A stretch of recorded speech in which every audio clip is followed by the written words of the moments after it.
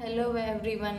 आज की वीडियो में हम बात करने वाले हैं आयुर्वेद के अवतरण के बारे में। आयुर्वेद कहाँ से आया और कैसे आया। जैसा कि आप जानते हैं, ब्रह्मा जी के द्वारा इस सृष्टि की रचना हुई थी। उसी समय आयुर्वेद की भी संरचना हुई थी। लेकिन जैसे जैसे समय बीतता गया, राक्षस होते हैं ना, उत्पन्न होने स्टार्ट हो गए। तब देवताओं के राक्षसों के साथ युद्ध होने लगे। इसमें देवताओं को भी इंजरी हो जाती थी, जिससे उनको रोग उत्पन्न होने स्टार्ट हो गए। उनके रोगों के समाधान के लिए दक्ष प्रजापति ब्रह्मा जी के पास गए। उनसे पूछा कि इसका क्या समाधान है। तब ब्रह्मा जी ने आयुर्वेद का जो भी ज्ञान था उसको याद किया और ब्रह्म सूत्र के रूप में दक्ष प्रजापति को दिया था। दक्ष प्रजापति से अश्विनी कुमारों को मिला। अश्विनी कुमारों को देवताओं के चिकित्सक भी कहते हैं। किसी भी देवता के इंजरी, हानि या कुछ भी हो जाता था, कोई भी रोग उत्पन्न होता था, वो अश्विनी कुमारों के पास आते थे। अश्विनी कुमारों से वो ज्ञान देवराज इंद्र ने लिया था।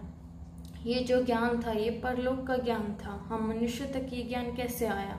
जैसे जैसे पापों ने जन्म लिया, क्रोध, ईर्ष्या, देवेश, इन्होंने जन्म लेना स्टार्ट कर दिया, जिसके कारण जो मनुष्य आहार विहार में रुचि नहीं रखते थे, अहितकर आहार का सेवन करते थे, जिसके कारण उनके शरीर में रोग उत्पन्न होने लगे।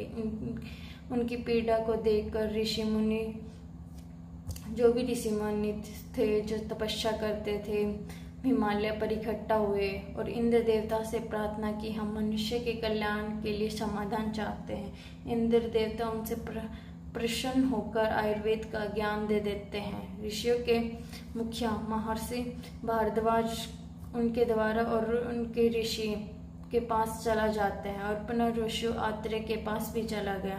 पुनर्वसु आत्रेय से उनके शिष्य जो उन्होंने बनाए उनके पास एक ज्ञान गया और उनके शिष्यों ने पहली बार जो आयुर्वेद का ज्ञान मौखिक रूप से चल रहा था उनको संहिता और शास्त्रों में लिखा, जो हमारे पास आज के टाइम में अवेलेबल है।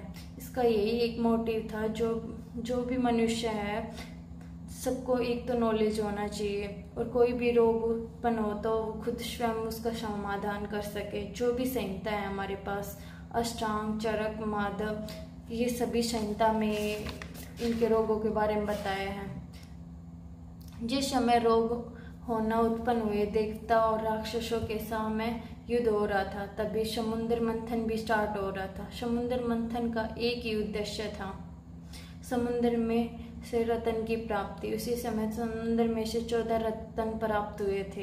एक रत्न थे भगवान धन्वंतरी, भगवान जिनको आयुर्वेद के भगवान भी कहते हैं। जब वे समुद्र से निकले तो उनके हाथ में एक में अमृत और दूसरे में आयुर्वेद था, जिसका मेन उद्देश्य एक ही था।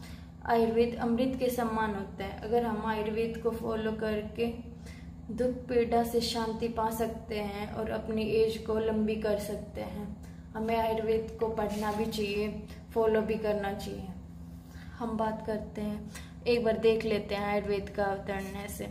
ब्रह्मा, प्रजापति, प्रजापति से अश्विनी कुमार, अश्विनी कुमार से इंद्र, इंद्र से भारद्वाज और भारद्वाज से आत्रेय पुनर्वसु।